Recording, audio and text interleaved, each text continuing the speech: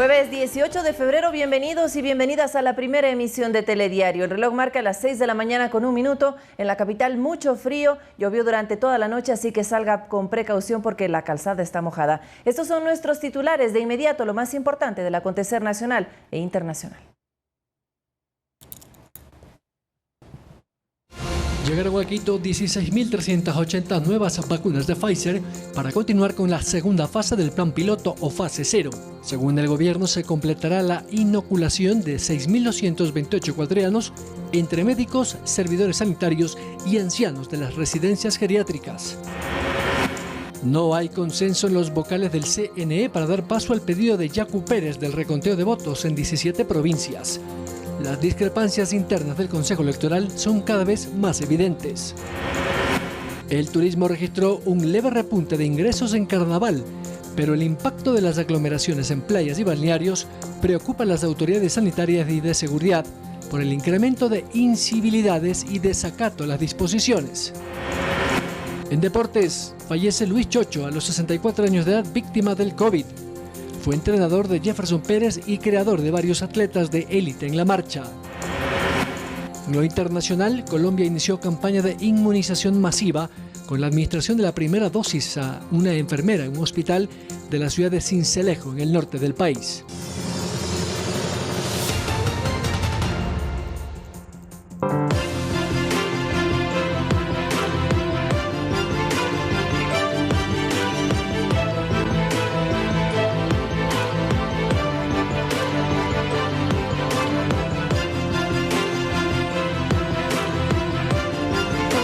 El Ministerio de Salud informó la cantidad de dosis que llegarán al país de la farmacéutica Pfizer. Indicó que a través de una carta el laboratorio amplió de 2 millones a 6 millones las dosis negociadas para Ecuador.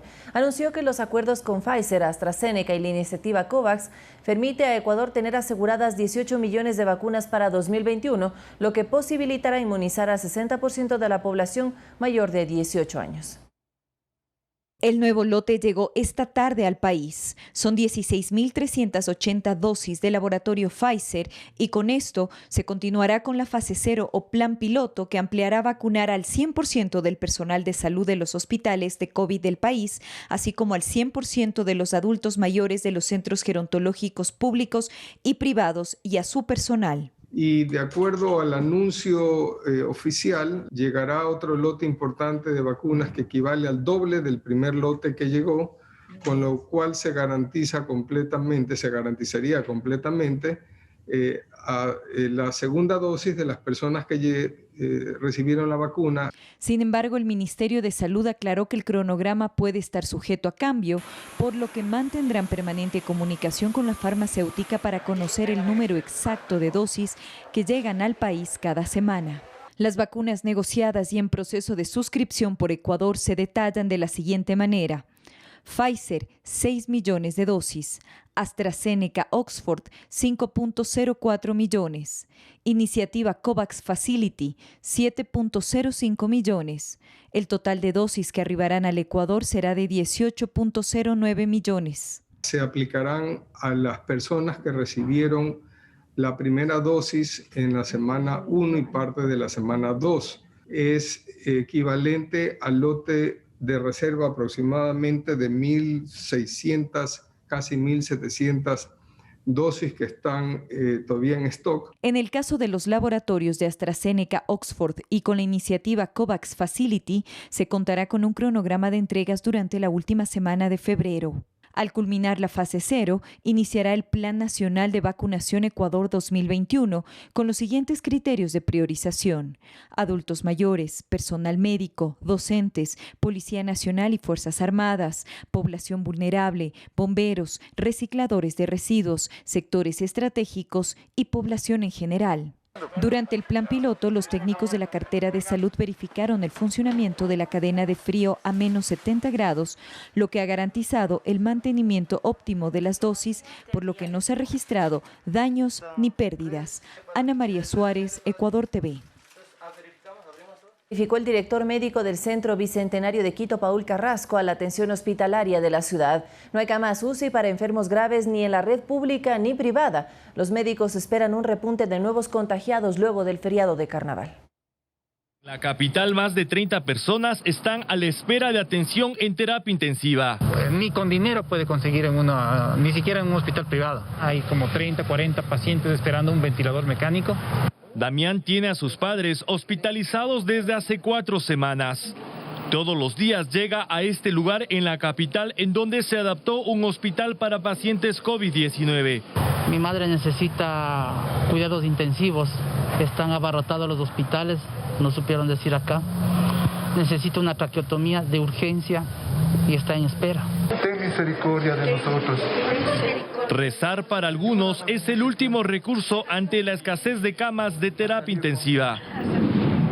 Un día antes de las elecciones, Pichincha sumó 90.017 contagios y 2.434 muertes. 10 días después, se incrementó a 93.916 infectados y 2.465 fallecidos. Es decir, en 10 días en Pichincha se incrementaron 3.899 contagios y 31 fallecidos. Cada día, en promedio, 5 personas mueren por COVID-19 en la capital. Por otra parte, el Centro Bicentenario cerrará sus puertas el 31 de marzo. La mitad de sus pacientes son críticos. La evaluación de los operativos de control ejecutados en el feriado de Carnaval en las 24 provincias del territorio fue presentada mediante rueda de prensa por las autoridades nacionales. Más de 600.000 personas se movilizaron a distintos lugares del país, pero hay preocupación por la gran cantidad de incivilidades y relajamiento por parte de la ciudadanía. Según la Agencia Nacional de Tránsito, 636.000 pasajeros viajaron a varios destinos del país. Pero el problema no está ahí, sino en el incumplimiento de las medidas de seguridad que ya todos conocemos. Incrementen todas las inconductas o las incivilidades humanas en un feriado que estamos bajo una crisis sanitaria y una pandemia versus un feriado en el cual no teníamos crisis sanitaria. Eso quiero que por favor generemos una reflexión. No es compatible estas inconductas con el esfuerzo de médicos que libran batallas diarias en la red pública y privada de salud del Ecuador. No hay coherencia con el esfuerzo de policías, de militares, de intendentes, de comisarios, de órganos de control municipal, de bomberos. En 2 o 3 semanas estaremos pagando esta factura tan alta y se verán reflejados en el aumento de números de contagios, en la capacidad hospitalaria y lastimosamente de aquí a 30 días en el número de defunciones, y quisiéramos equivocarnos. Lastimosamente los expertos nos dicen esto. Se desplegaron 43.500 efectivos de la policía, principalmente en zonas turísticas identificadas como de mayor afluencia. Se realizaron clausuras de establecimientos que violaron las normas de bioseguridad, como el límite de aforo permitido en el contexto de la pandemia. En este sentido, se han realizado 10.700 operativos coordinados tanto con intendencia, comisarías, y se han clausurado algunos bares y locales por no cumplir con el aforo establecido según la normativa del COE nacional y de los COEs cantonales. También se ha retirado a 13.500 operativos de retiro de elevadores. Esta cifra realmente es alarmante, considerando que aún estamos en pandemia. Y otra de las cifras que preocupa es la de contagios en los miembros de la Policía Nacional. Tenemos a 134 policías que se han contagiado en el cumplimiento de su deber. No pasa por un tema de control. Es muy difícil controlar 3.000 ciudadanos de Salinas en esas condiciones de alcohol, de euforia, de fiesta, al igual que 2.500 ciudadanos en Montañita. Por lo que las autoridades exhortaron nuevamente a la población y a los COE cantonales mayor compromiso en el cumplimiento de medidas de seguridad para la prevención de nuevos contagios. Recordaron que los GATS están obligados a adoptar medidas de acuerdo a datos técnicos que anticipen consecuencias derivadas del relajamiento. Ana María Suárez, Ecuador TV. Positiva evaluación de los hoteleros al feriado más largo del año. Según la Federación de Cámaras del sector, las playas y balnearios fueron los más concurridos, pero donde se evidenció una falta de control de las autoridades locales y municipales. Ciudades como Salinas y Montañita registraron miles de indisciplinas. General Villamil, Salinas y Montañita fueron los destinos más visitados durante el feriado de Carnaval, que se desarrolló en medio de aglomeraciones a pesar de las medidas exhortadas por el COE nacional para prevenir nuevos contagios. Hemos visto los videos con mucha pena y hay destinos como Chimborazo, que estuvo al 20%, Ambato, que estuvo vacío, Guaranda, que no estuvo vacío, pero hay destinos como Baños, que ganó la ruta del Espóndilo, ganó Montañita, desbordado, que eso lo rechazamos categóricamente. En Manta, para la época que vivimos, nos reportaron que los hoteles que están al pie de playa, con cara a la playa, estuvieron al 100%. Según el alcalde de Baños, Juan Álava Luna, la provincia registró una ocupación hotelera de al menos 80%, cifra que supera la de anteriores feriados que estuvieron por debajo del promedio debido a las medidas adoptadas frente a sectores importantes de la economía turística. Nosotros venimos tomando las medidas que son necesarias, cuidando los aforos. Por ejemplo, para ese sector tenemos un aforo del 30% que lo cumplimos en los controles, exigimos ese cumplimiento estricto. Porque cuando solamente si asumiéramos el exhorto del COE Nacional y cerramos todo, empiezan a darse fiestas clandestinas, que es más complicado el control, aparte que la gente se queda sin trabajar. Nosotros no podemos solamente cerrar los negocios y decirles, sí, estamos preocupados, hay pandemia, pero la gente no tiene de dónde subsistir. Antes de la pandemia, el turismo representaba para el Ecuador el 2,2% de contribución directa al PIB y daba empleo a más de 470,000 personas, de las cuales al menos la mitad se encuentran desempleadas. Los representantes de este sector buscan reactivarlo, usando todas las medidas de seguridad sanitarias y promoviendo la responsabilidad social en los turistas. Permitir a la gente intensificar las campañas de autoprotección, porque esto ya va más por la protección personal, la corresponsabilidad ciudadana y, por supuesto, seguir fomentando el turismo que lo necesitamos. Por ahora, el turismo interno es el que está sustentándonos a las poblaciones que vivimos de este sector. El presidente de la Federación de Cámaras de Turismo destaca el papel del turismo comunitario como un nicho de mercado que debe ser aprovechado, incentivando a la gente a conocer mejor el Ecuador. El turismo internacional está reprimido.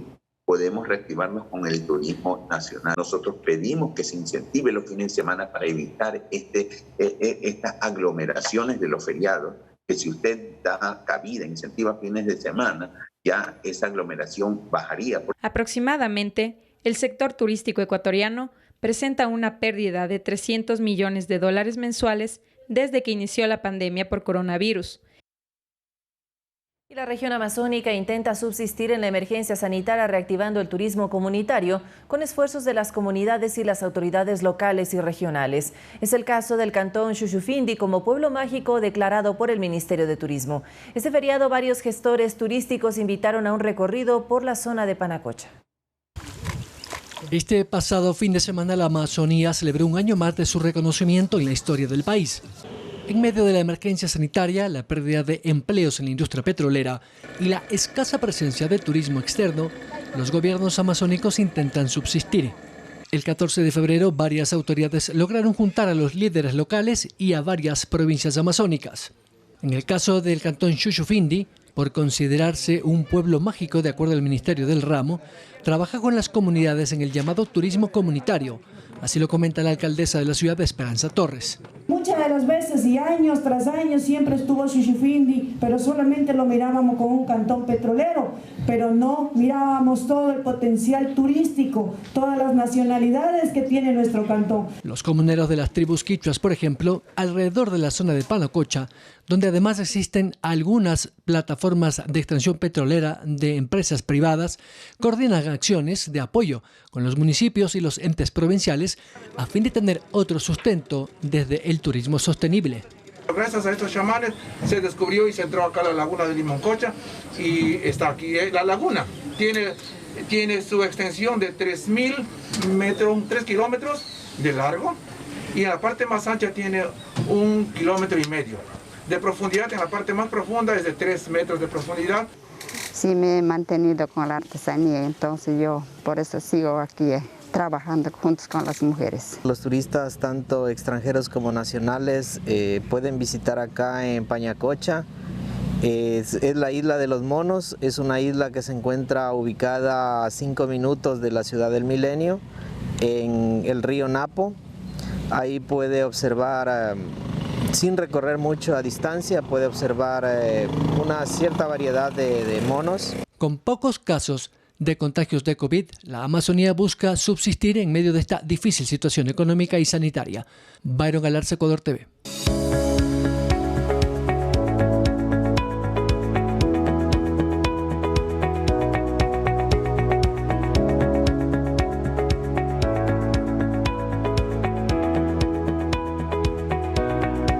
Continuamos con los temas electorales y sigue en suspenso la definición del segundo candidato finalista para la segunda vuelta presidencial.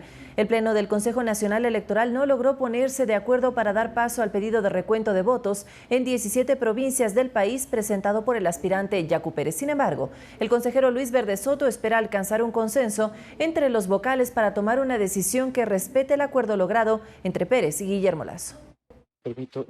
Nuevamente los vocales electorales no pudieron ponerse de acuerdo. 10 días después de la jornada democrática, aún no hay resultados oficiales, ni la proclamación de quién será el contendor del correísmo Andrés Arauz en la segunda vuelta presidencial. La noche del martes, el Pleno no dio paso a un informe jurídico que aceptaba de forma parcial la reclamación presentada por el candidato Yacu Pérez para un recuento de votos del 100% de la provincia del Guayas y el 50% de otras 16 provincias, pero con una muestra aleatoria. Este pleno del Consejo Nacional Electoral lamentablemente no da respuesta al pedido, ni aprueba ni niega el informe presentado por el área técnica. La presidenta Diana Tamaín y Estela Cero votaron a favor. Debemos dar la cara al país y decir, aquí están los votos. Una papeleta de voto es más fuerte que una bala de fusil. Las discrepancias se centraron en el tema legal, que permite o no abrir las urnas. El consejero José Cabrera votó en contra. No me estoy oponiendo a que se realice la verificación de las urnas. Que se abran las mismas, no hay problema. Pero que el proceso electoral no se detenga y que las fechas del calendario no corran peligro. Pita se abstuvo, sustentado en el artículo 138 del Código de la Democracia, que señala que la Junta Electoral podrá disponer que se verifique el número de sufragios de las urnas en 3 casos, en que las actas de escrutinio presenten novedades. Aceptar dichas peticiones al margen de lo que establece el mencionado artículo atentaría contra el Estado constitucional de derechos y abriría un espacio innecesario e improcedente para la presentación de recursos o incidentes de carácter legal que afectarán la proclamación de los resultados definitivos. Luis Verde Soto, antes de la votación, pidió que se retire el informe. Lo calificó como parcializado. Este informe, como está concebido, es un aborto. No votó y abandonó la sala. Este miércoles insiste en que se debe llegar a un consenso y dar una respuesta a lo que se acordó en la reunión entre Yacu Pérez y Guillermo Lasso. Entender la naturaleza misma de este acuerdo, que es supralegal. No quiere decir ilegal, quiere decir que está encima de la letra de la ley, porque se basa en los principios básicos, que es el mantenimiento de la convivencia entre los ecuatorianos, basada en una referencia clara y concreta en la ley, que es ¿cuál? De que debemos vigilar la transparencia de los procesos electorales. Señala que está dispuesto a elaborar el informe. Concretar. Hay que tener la voluntad de las dos partes para poder lograr pasar el pequeño escollo que hay, un pequeño escollo de desconfianza. Dice que sí se podría dar paso a un recuento antes o después de la proclamación de resultados oficiales, pero advierte que se requiere contar con el número suficiente de personal técnico. Falta por reconocer antes de una promulgación formal de todo el resultado electoral, simplemente son las juntas del exterior, que no intervienen en la definición de quién es el primer o el ganador de esta primera vuelta electoral. Consiguientemente se puede trabajar con el conocimiento que ya tienen los consejeros de modo oficial y aceptado de todos los resultados electorales del país, y en base a eso trabajar una respuesta al acuerdo. Para este miércoles, la presidenta Diana Tamaín ha convocado a una nueva sesión del Pleno, con un solo tema a tratar: recursos de impugnación presentados en contra de los resultados numéricos de las elecciones generales de 2021. Se las hacen a espaldas de mí. Yo supongo que ya ellos habrán llegado a algún consenso. En mi caso, yo no he llegado a ninguno. Si bien la ley establece que una vez que han transcurrido 10 días desde las elecciones, el Consejo Nacional Electoral debe proclamar resultados, El plazo puede ser extendido. El Pleno amplió 4 días más el escrutinio en el exterior, pues por cuestiones logísticas no han llegado al país los paquetes electorales. Valeria Villarroel, Ecuador TV. Mientras tanto, el candidato a la presidencia de la República, Yacu Pérez, insiste en un fraude electoral e hizo un llamado a la resistencia. Presentó un nuevo recurso al Consejo Nacional Electoral que busca impedir que continúe el escrutinio, mientras los dirigentes del movimiento indígena anuncian movilizaciones. Desde la sede de Pachacutic en Quito, acompañado de los dirigentes de las filiales del movimiento indígena, el aspirante a la presidencia, Yacu Pérez, anunció las acciones que emprenderá luego de que el Consejo Nacional Electoral no se pronunció ante el pedido de reconteo de votos. A través de una nueva solicitud, busca impedir que continúe el avance del escrutinio de los votos, requerimiento que ya fue incluido en la primera petición. Los escrutinios materiales y electrónicos y a la vez del proceso electoral y a la vez la reapertura de las urnas con el paquete electoral. Todo esto en función al acuerdo realizado el día viernes. Insiste en un fraude electoral. Piensan que somos ingenuos, idiotas. Esta vez los ecuatorianos tenemos bien abiertos los ojos, levantado el pelito y no nos van a hacer trampas. Y criticó la decisión de los vocales electorales luego de la reunión del pasado viernes en la que estuvieron presentes el candidato Guillermo Lasso y los observadores de la Organización de Estados Americanos. Y si usted le hace una pregunta, ¿quieren que sean destituidos los vocales del CNE a los ecuatorianos? Igualmente habrá un apoyo gigante. Respondió sobre la legalidad del pedido para abrir las urnas, si existe un respaldo de actas con novedades.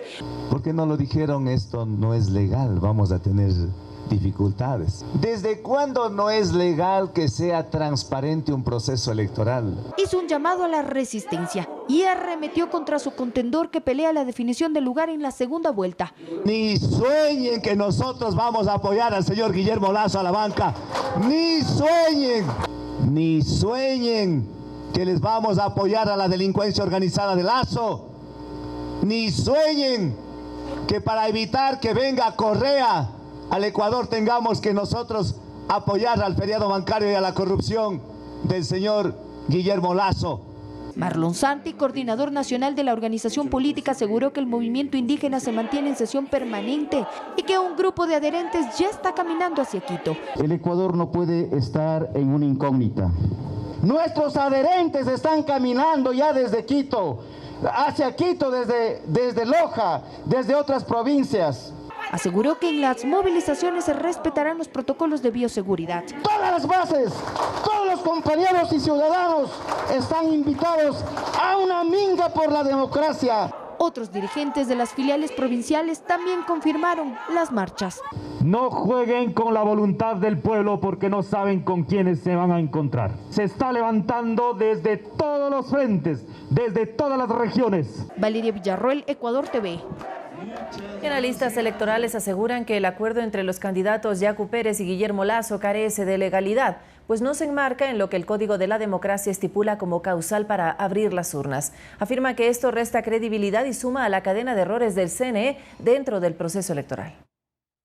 Los juristas Esteban Ron y Rafael Ollarte señalan que el acuerdo que fue anunciado por el Consejo Nacional Electoral bajo consenso entre los aspirantes a Carondelet Yacu Pérez y Guillermo Lasso sobre el recuento de votos en 17 provincias del país careció de asidero jurídico. El Consejo Nacional Electoral se dio cuenta de la falacia que estaban cometiendo, se dio cuenta de la ilegalidad en la cual podían incurrir, tanto creo que ha sido el ganar tiempo por parte del Consejo Nacional Electoral hasta la notificación de resultados. Aquí el Consejo Electoral se presta para que se reúnan dos candidatos, no a esperar los escrutinios, sino a ponerse de acuerdo.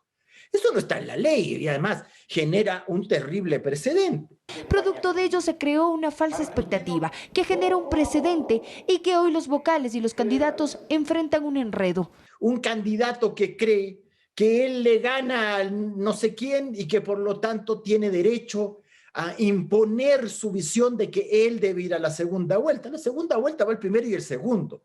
Y nos puede gustar o desagradar. Estos son los casos en los que se podrían abrir las urnas para efectuar un recuento. Primero, que las actas no tengan las firmas de presidente y secretario.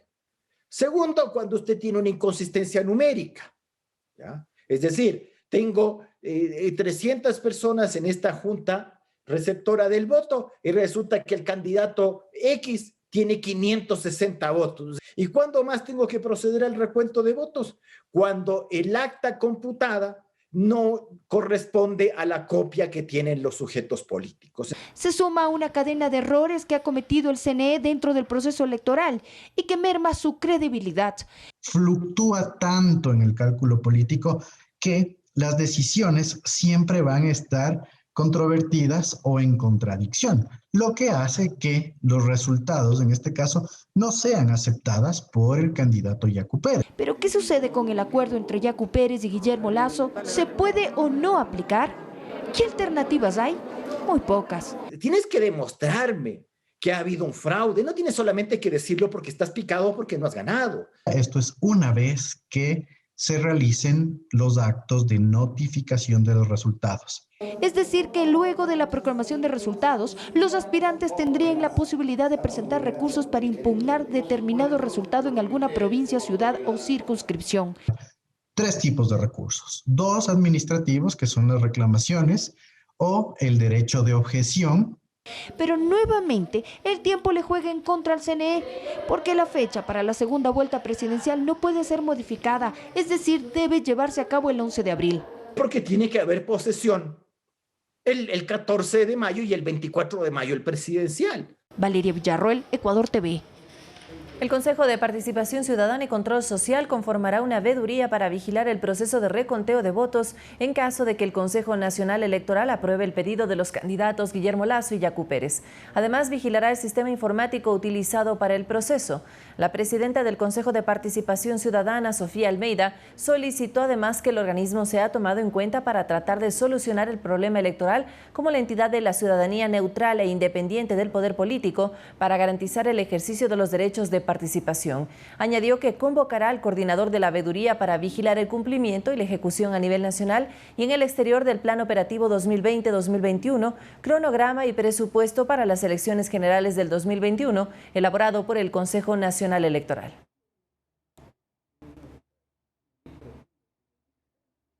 6 de la mañana, 28 minutos. Difícil y competitivo fue el escenario para los candidatos que buscaron posicionamiento a través de redes sociales por el alto número de aspirantes en la primera vuelta. Le presentamos un análisis de las estrategias aplicadas por quienes lideraron en las plataformas digitales del Ecuador y que deberían mejorar para captar al electorado este 11 de abril. La situación económica agravada por la pandemia y el alto número de candidatos presidenciables generó un esfuerzo adicional en los equipos a cargo de las campañas electorales.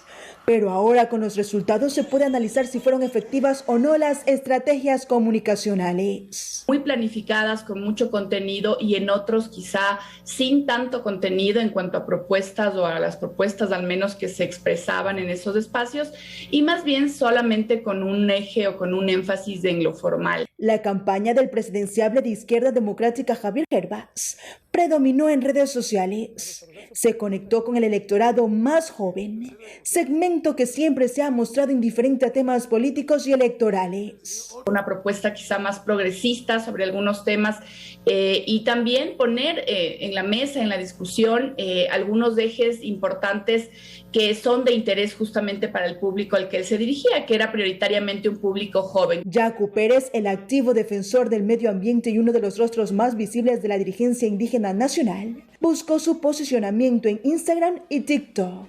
Ideas que están más enfocadas en un público también más joven, considerando que la mayoría de los votantes son jóvenes. Otro presidenciable activo en redes sociales es el correísta Andrés Arauz, especialmente en Facebook, que publica mensajes cada hora. El miedo es un elemento que generalmente está presente en las elecciones, estos discursos que te comentan o te dicen que si tal o cual tendencia política gana, tal o cual partido gana, qué nos espera para el futuro como país.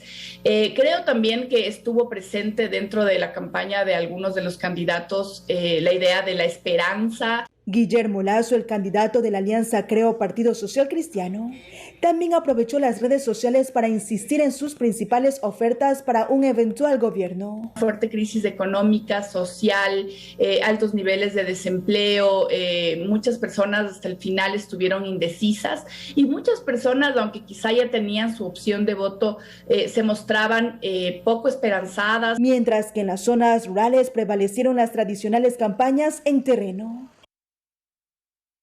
Y atención, mediante decreto ejecutivo 1212, el presidente de la República oficializó 3 días de duelo nacional por la muerte del expresidente Gustavo Noboa Bejarano, acaecido en Miami el 16 de febrero. La medida rige ahora hasta el viernes 19. La declaratoria obliga en edificios públicos que la bandera nacional sea izada a media asta, así también en organizaciones privadas, tanto civiles como militares. Además, se autoriza al Ministerio de Defensa y a la Cancillería a coordinar con la familia de Noboa la organización del funeral de Estado, de conformidad con el reglamento de ceremonias públicas en razón de ser un expresidente.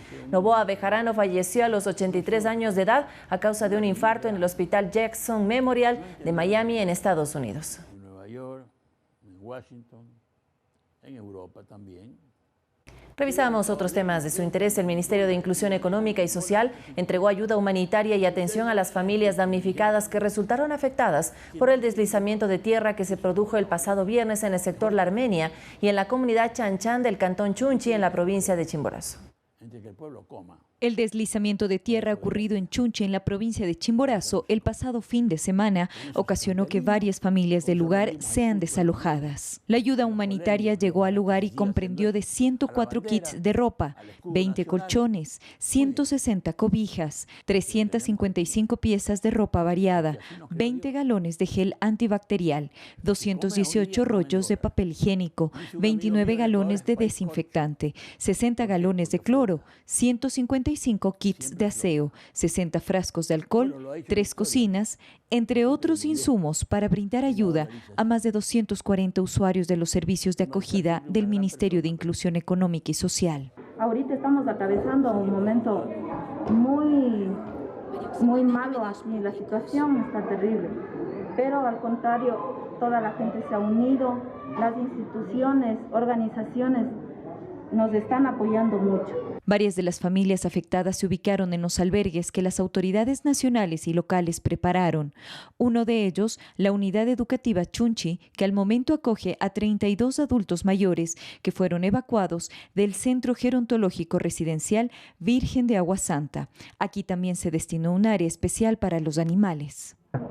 Y hemos tenido que albergar también a animales mayores como vacunos, cerdos y cuyes, porque aquí existen las instalaciones adecuadas para manejar este tipo de animales. El personal técnico del MIES brinda acompañamiento con las educadoras de desarrollo infantil que realizan actividades lúdicas y recreativas con los infantes que permanecen en los albergues. Hemos estado dando también atención psicológica, atención médica con la ayuda del Ministerio de Salud, del Seguro Social, el MIES también con su personal. Estamos siendo atendidos de la mejor manera, nos han dado alimentos, medicinas, nos han atendido psicológicamente, a los niños igual. Y para prevenir el contagio de COVID-19, el personal de las instituciones controla el cumplimiento de las medidas de bioseguridad a todas las personas que se encuentran acogidas en los albergues del lugar. Ana María Suárez, Ecuador TV.